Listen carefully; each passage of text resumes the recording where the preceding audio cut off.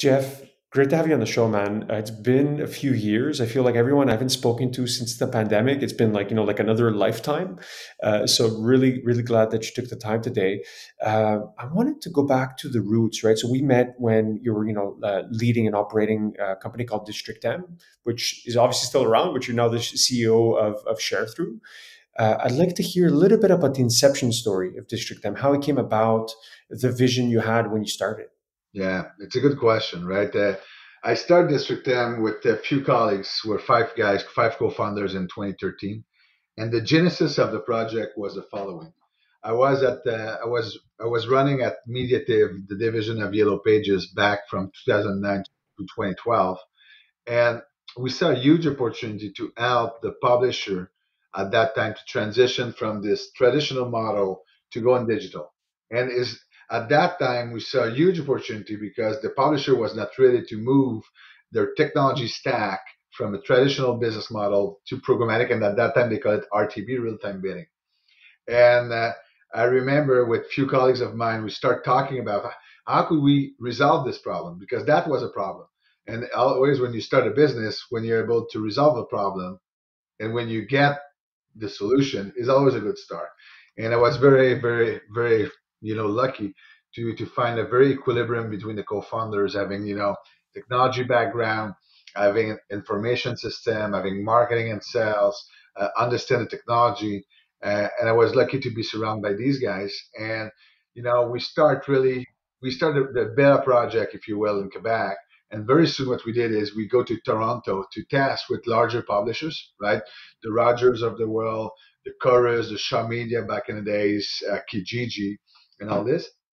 And very soon, after 1 year, we said, you know what? The leap of faith is let's go to New York. Let's go to see if our products could resolve, problem in the U.S. because the market is so big. And what we did is my partner moved to New York, really scaled the business in America to be able to really, grow fast. This is why, we grow super fast, District M. I'm very proud of that. We never lost money, always be EBITDA cash flow positive and grow super fast. And very soon in 2016, because the business was bootstrapped by me and my co-founders, and we said, okay, let's do a first round of capital. We raised our first round of capital, and they have a gentleman named Serge Michaud, who is maybe the best technologist investors in Quebec, who is working at FSTQ, who believe in their story and see the opportunity of developing a tech platform to scale and build from Montreal, right, a tech champion with global scale. And we raised our first round of capital in 16 with FSTQ, and that was really the enables to really accelerate our growth, right, as a company to go to the next level. And we grow super fast in the US. That was our focus because the market there is bottomless, right? It's so massive, this market in New York. You're able to really do a lot there.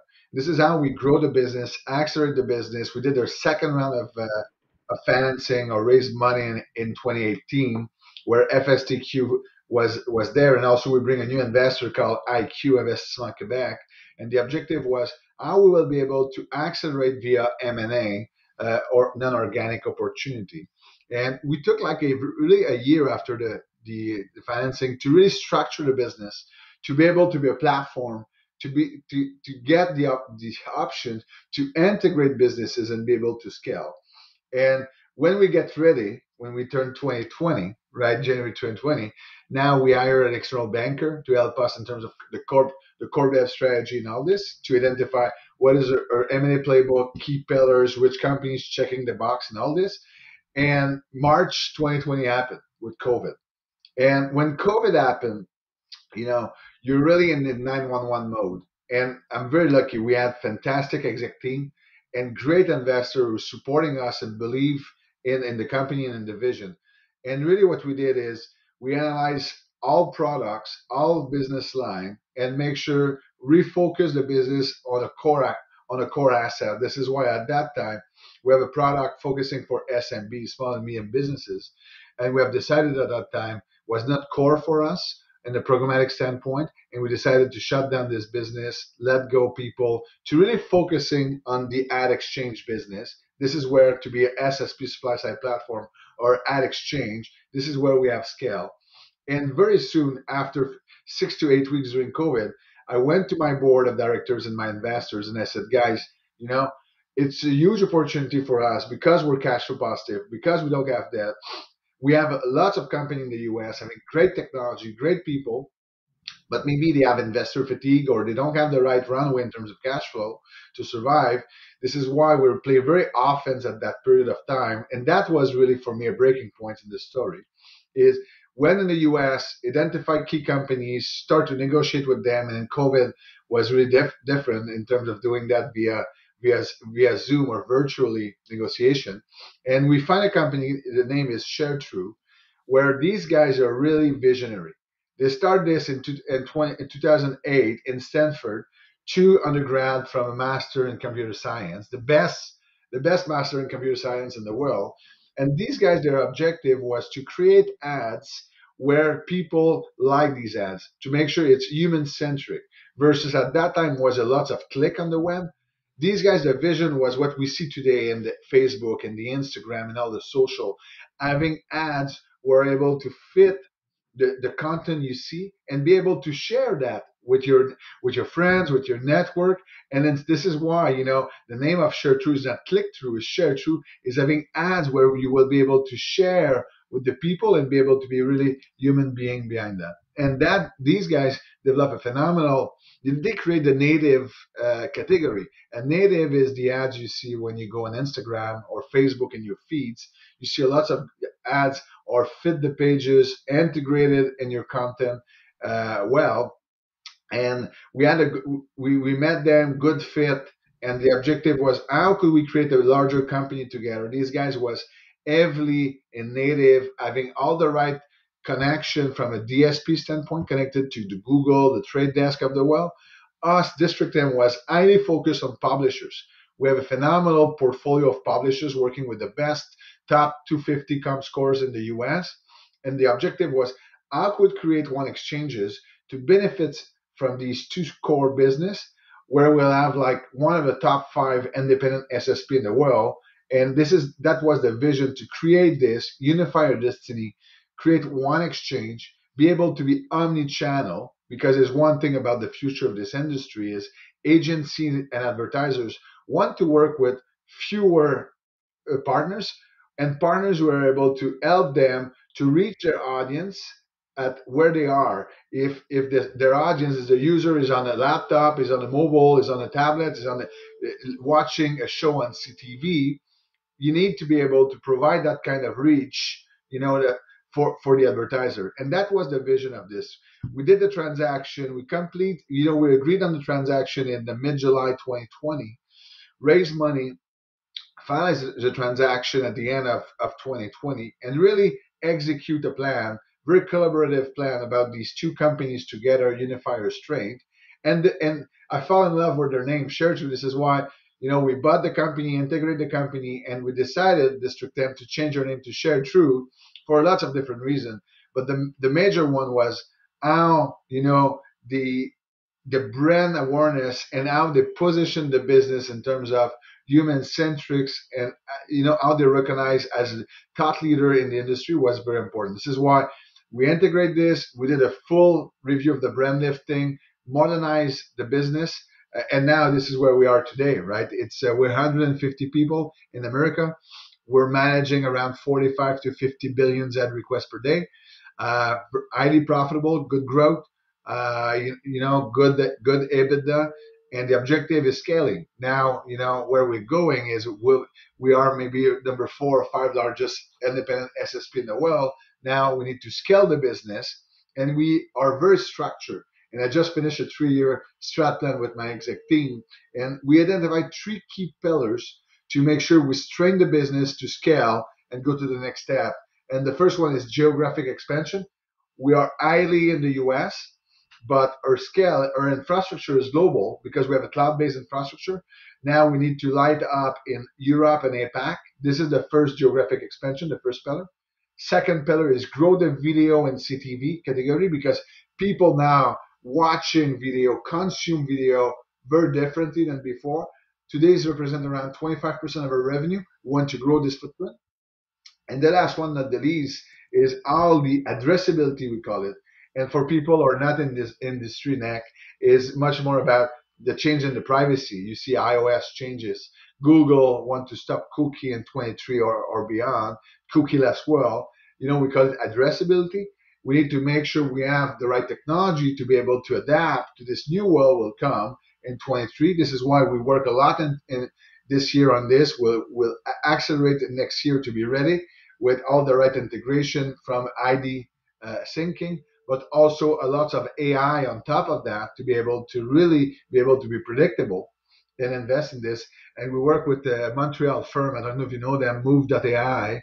We launched a project. I love these guys. They're really, really solid in terms of all the AI, algos, machine learning, and I matched them with my team internally. And now we're working a very aggressive project to leverage AI and be one of the leader in our industry through AI. These are the three key pillars of the organization where I gear up the organization in terms of geographic expansion, grow the video/CTV category, and be ready for a cookie-less world with the new regulation of privacy and all this. And that we're ready because in our ecosystem since 2017, privacy's changed a lot, right? At the beginning was with Safari, with Apple, right? And after this was in GDPR with Europe and CCPA in California. This is why a lot of changes of regulation over time. This is why for us was normal evolution of the industry to always be able to be to be nimble enough and to be adaptable for these new rules and to still be in business. Yeah, so I love, Jeff, how like in 10 minutes you're able to like explain thousands of hours of work and like a lot of blood, sweat, and tears. There's a lot to unpack in what you said. And I think I'll go back maybe a little back in time. I want to go back to your business model, right? So at District Time, I understood there's always kind of like two businesses, right? There was like the service business and then like the ad exchange. Obviously, COVID, I think, kind of hit you guys where you said, well, we had to let go of that programmatic piece. Maybe unpack for the audience how does the ad exchange work, right? You mentioned you guys are like number 4 or 5 independent, Yeah. and then I have a follow-up question about competition. So maybe just explain a little bit what is an ad exchange, how you guys add value. Yeah, if I could start, it's really the go-to-market and how this business model work is a 3-step approach. We are a supply-side platform. Our raw material is publishers inventor. This is why we have a team dedicated to publishers, to work with publishers, to help publishers to monetize their content and their content, whatever is the device they use, the user, to make sure they maximize their revenue. And we have a team dedicated to that, make sure we talk with the best publishers, really structure and training all this. After this, you have the DSP, demand side platform. You could think about this as supply chain. These guys are the pipe to do the connection or the bridge between the publishers and the advertisers. Google having Google DV360 is a DSP. The Trade Desk is another one. Verizon having one. Xander or AT&T having one. A couple of pipe like this, and we have direct connection. Amazon, we have direct connection with all these ones. And the last one is the advertisers or the agencies. Is these guys, right, having the money, right, to make sure they have the right marketing budget to execute. Example, I don't know if let's say Ford wants to launch their new Lightning truck, right? They have big budget for that. They need to reach potential, right? Pick up, users or want to change to electric car.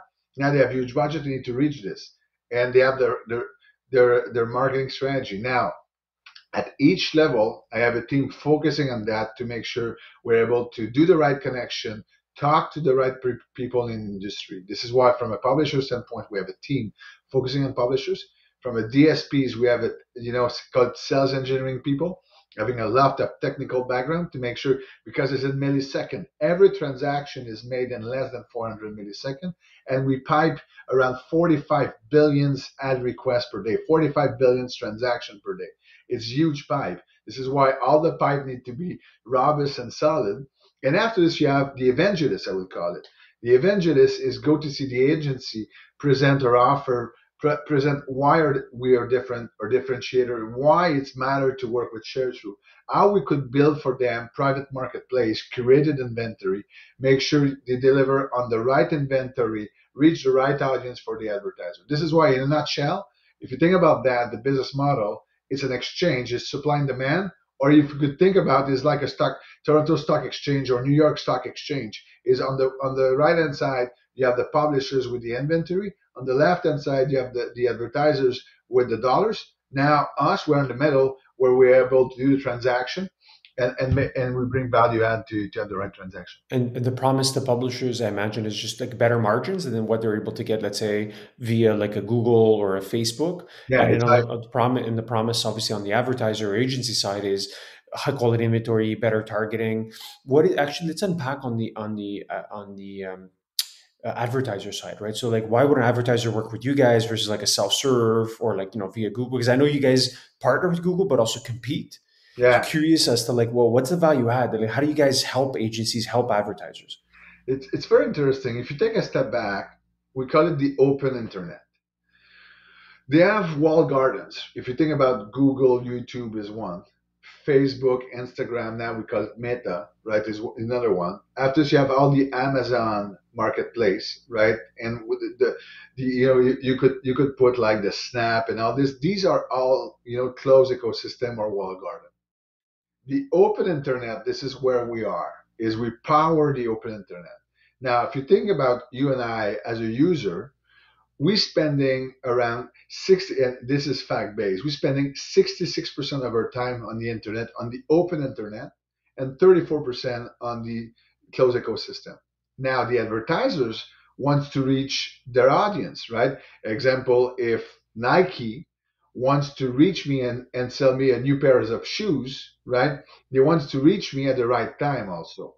Now, what they realize, the advertisers, is when I'm on Facebook, Instagram, and all the social networks, I'm not in the mindset and the context of shopping or get into this product, and understand that because I'm much more to see what's happened in my community, what's happened with my friends and family, and this is where my ads are. Versus when I'm on the open internet. Open internet, for example, is La Presse, is Globe and Mail, is New York Times, is Auto Trader when you shop for a car, Kijiji when you have go to classify. Now, this is where the advertiser wants to reach their audience. And if you think about the budget, 2 years ago, 70% of the budget of the agency go in this closed ecosystem. Now is going back to 60, and we think over the next 2 years it will be even 50-50 because the advertiser wants to reach their audience, and their audience is on the open internet. Now, if you take a step back of a business model, Sharethrough what we're doing, we power the open internet in a nutshell. Yeah, that's great. And then on the Sharethrough side, you mentioned this notion of like, and I think you have it also in your marketing material about being human centric. How does that actually play through in terms of the business model? How do you then make sure that these ads are more well liked and you're not going after, let's say, the endless like clickbait engagement? So curious as to like how you actually processize this. Yeah.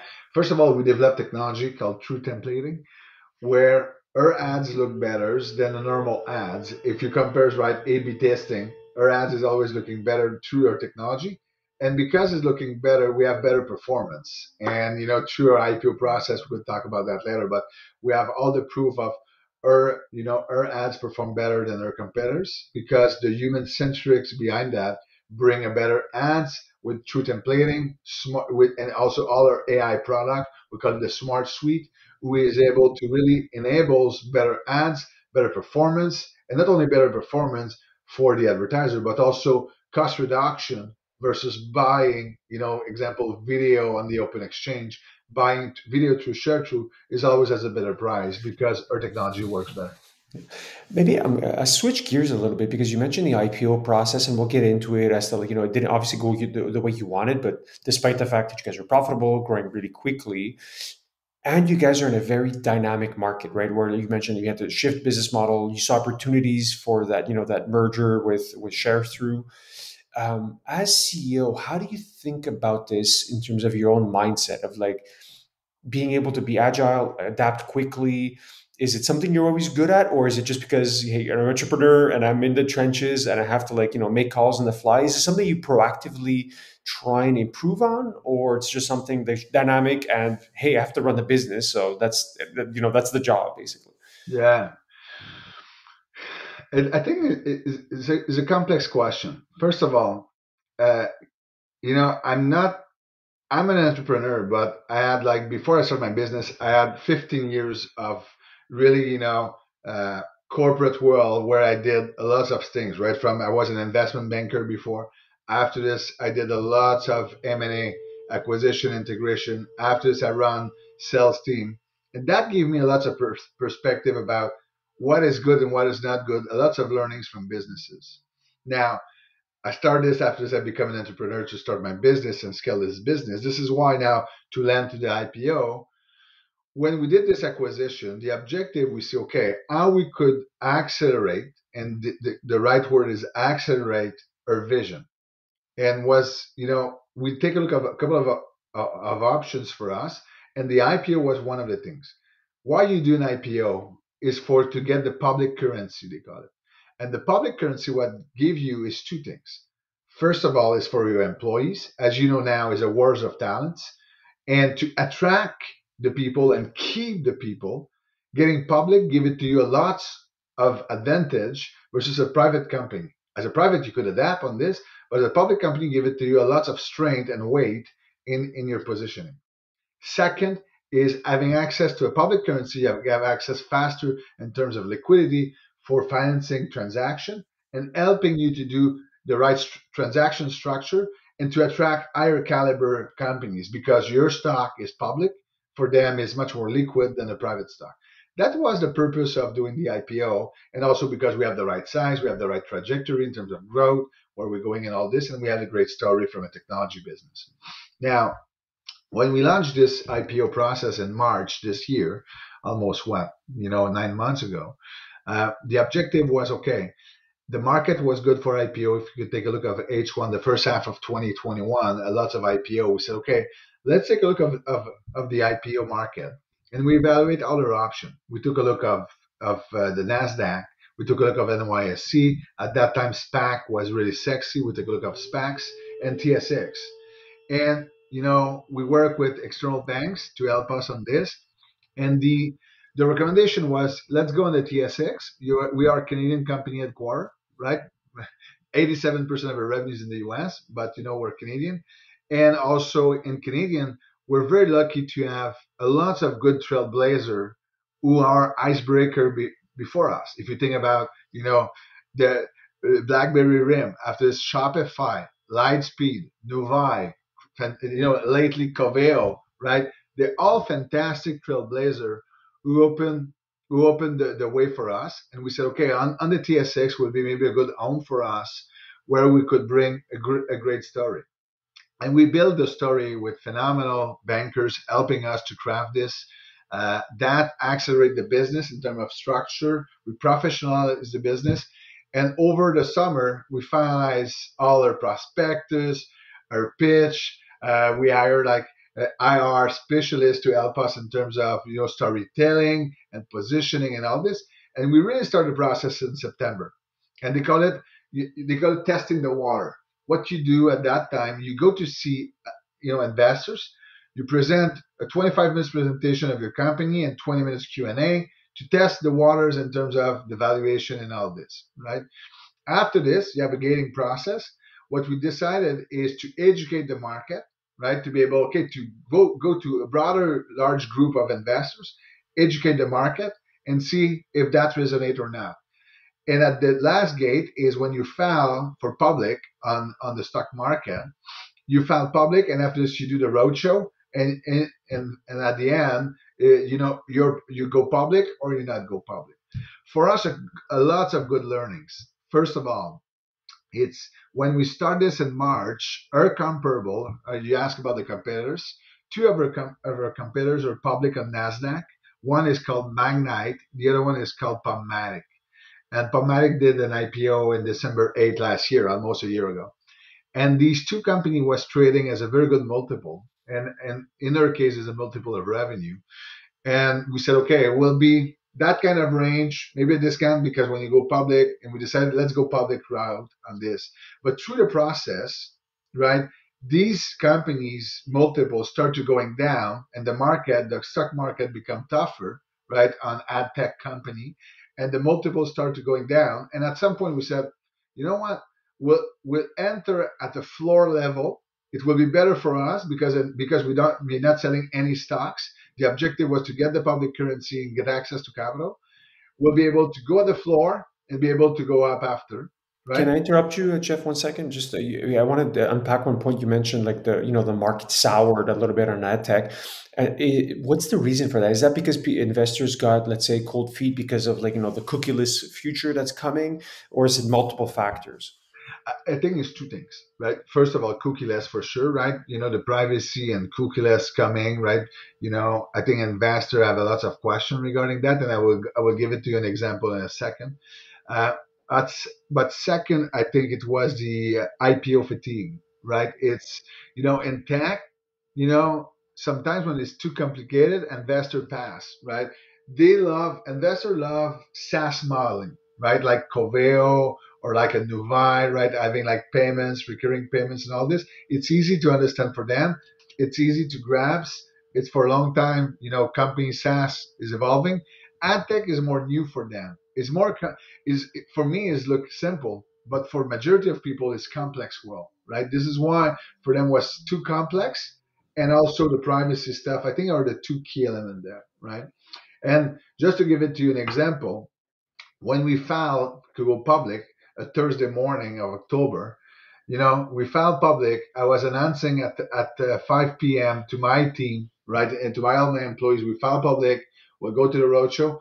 At the same time, Snap put their result, and they missed the result of Q3 because of privacy, because it's an app. If you think about that, Snap is an app, is a marketplace, and they're highly dependent on Apple iOS, and iOS changed the game a bit there, and that put a lot of I would say great cloud on top of her story, and now investors asking a lot. And if you think about that, the privacy in terms of in-app for us is less than 3% of our revenue, is no impact, right? But because that was out in the industry or out in the news, people get cold feet a bit about that. When you think about timing, was the worst timing. I think if I file 2 weeks before or 3 weeks after, I will be okay. But unfortunately, this is one of the main reasons we decided at the end of the process to postpone, because the valuation we get was at the floor we want to go. Because when you go public, you put a floor, right? You said, if it's below this, I will wait, I will postpone. And this is how we decided is Yeah, to interesting. postpone the Yeah, stock. how does it change alter your plans, particularly around M&A, right? So, like, having you mentioned, like, being more aggressive in terms of your acquisitions, outside of, in the US and also outside of the US. Like, how does it change your access to capital? How do you alter your plans as a result? Yeah, that's a good question. In terms of, I will separate this in two segues. First, in terms of the plan, we will execute the same plan as we're public. We know because we have a great plan, a 3-year plan. We execute this, no question asked. We go and we just execute our plan. Now, to execute this, for sure, we'll go to non-organic or M&A opportunity. We'll need to get access to capital. Now, we're very lucky. We have three great investors who believe in the company and are able to contribute. But maybe at some point, I will need to bring new investors, right, or take a look at my options to make sure we get access. The beauty is in the private market, they have a lot of money right now. And I think, with the right story, we'll be able to have the right financing. Yeah, very cool, very cool. And maybe to talk about a little bit of the industry and talk about this, this cookieless switcher. You mentioned it's your third key pillar. So curious to hear you, like, obviously, like the news with Apple and like how it's affected Facebook in particular, and like how these two companies are not really friends. How does it impact your world, like your business, and how you see the need to adapt? Yeah, it's a good question. Cookie, if you think about that, back in 2010, right, everybody was cookie, right, based on that. In 2017, when Safari, Apple was the first one to shut down cookie, we need to adapt to this, and we will call it contextual. We'll be able to, with AI, to be able to develop technology and products to be able to deliver campaigns, and deliver performance for clients. You need to adapt and change the KPIs. This is why over the last 4 years, right, the Safari and after the GDPR in Europe changed the game, right? When you go on a website, they always ask you accept, right? Because it's the new way of privacy to make sure the user enables and the consent and all this. This is why we're ready for that. Over the last 18 months, we work a lot in terms of integration with the demand side, the DSP, to make sure we're able to sync without cookie. This is why the industry is ready for that. If you think about that, cookie last was supposed to happen January this year of 2021. Because COVID, Google postponed by 2 years. Now it's supposed to be early 23. This is why the industry is lots of noise, but the industry was ready to go on this. This is why for us now, when we'll be cookieless, we have the solution for that. That would change for sure the ecosystem. But if you take a step back, me, when we go on a website and it's free, we browse free content. In life, nothing is free, right? Publishers to produce content, they need to monetize their web page, and also the advertisers, right, having budget to make sure they reach their audience to advertise a new products or to reach their audience to pass a message. This is why this ecosystem not disappear because cookieless. Advertiser was still in market to reach their audience, and publisher will still publish content. This is why our role as SSP is make sure we are able to adapt to this and be the bridge between the advertisers and the publishers. And this is why we invest a lot massively in our product and technology to be ready for that, and we are ready for this cookieless world. It sounds like there's still a lot of like runway for you guys to grow. Maybe one or two final questions for you, Jeff. You mentioned you guys are just coming out of your strat planning. You have your three key pillars. Have you painted, let's say, a vision of where you want to be, let's say 5, 10 years, like public, global? I was curious to hear you if you have like a broader vision for where you want to take Sharethrough. Yeah. First of all, global, it's no question asked, right? We need to be, if you take a look at in 3 to 5 years, we need to be global, not only in terms of infrastructure, but in terms also of people, commercial. We need to be in Europe, we need to be in APAC, we need to be in Latin, right? That global is super important. This is why my first pillar is geographic expansion. In terms of public, this is a very good, very, very good question. We are ready from a readiness of IPO. We have all the right story. Now we'll go back, when is depending on the market, when the market will be, ready for that. We'll evaluate the market to go back. Is that take a lot of time? Are we going back on TSX? Maybe yes, maybe not. Is it NASDAQ a better place for us as a technology company? I think so. This is why, if you ask me in my crystal ball, in 3 years, will be a global company, one of the top 3 SSP in the world, and will be public on the NASDAQ. That is the vision. Maybe one other question I just thought of, like, you mentioned before the need for talent, right? Like being public gives liquidity to your employees, and I think you guys won an award, if I'm not mistaken, for culture. So how do you think, as you're building the business, how do you think about culture and attracting talent, like the best talent, which is hard to find, particularly in your field? Yeah, yesterday I was in the office. They have a offsite of one of the tech team, and I speak with them for an hour about the culture. And one of the questions was, from a tech standpoint, is, Jeff, what do you think about to be a product company culture? And I said, if you want to be a product company culture everywhere, it's a failure because you will be just average. What I want to put in place and what I communicate to my team is a franchise philosophy. And I'm a sports guy. I play lots of hockey at high level in my life, my early life. And the objective was always to create this kind of franchise philosophy. You could see this from hockey, but also from a football in Europe, right? If you take a look at Chelsea or other clubs, right, having a lot of history, they want to build like a franchise.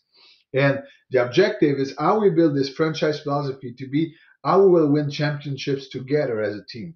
And after this, in the team, you separate the business in 3. You have product and tech. You have all the commercial aspect, is sales and operation. And you have all the corp people, right? HR, finance, legal, marketing, ISIT. And what I develop is a culture, in these 3 groups to make sure, we develop the right philosophy. It's like, think about hockey. If you ask your goaltender to score a goal, you won't win. if you ask a defenseman to score a goal, you won't win. But if the forward play forward, if the defense play defense, and if the goaler stop the puck, now you could win a championship. This is the same things. Product and tech, and you need to talk to them very differently than when you talk to commercial team, when you talk to corp team, right? It's really different. This is why we have a culture in all these three teams, and we have a franchise philosophy to win the championships together. And that is really critical. And I think we nailed that very well. We're happy we won this Best Culture Awards. But awards is always good, but I think it's a day-to-day process. And it starts with the leadership team. We have a fantastic exec team, and also go to every employees to make sure we embrace it. And through COVID, right, we talk a lot, right? You need to be more than transparent. Communication need to be often, and be able to be open-minded. And that, I think, is the success of this. If you're able to do this, you have a good culture, and you will be able to attract talent and keep your talent. That is the worst of talent. Yeah, I think, Jeff, that's probably a great place to leave off. Like, I think it's a great analogy. I think I'm gonna steal some of these points that you mentioned. Final question, Jeff, is if people want to learn more or work for Sharethrough, like best way to get in contact. We have aggressive plan. We want to hire 75 people in 22. On our website, you have all the job. And one of the things is we're really flexible. We are a decentralized company. We'll never come back to work full-time job in an office. This is why the beauty of this is we're decentralized. Flexibility, for us, is the future. And we have job at any kind. We have product, engineering, dev. We have commercial, we have operation, HR, finance. We have job everywhere. You go on our website at Sharethrough.com, and you have a career section.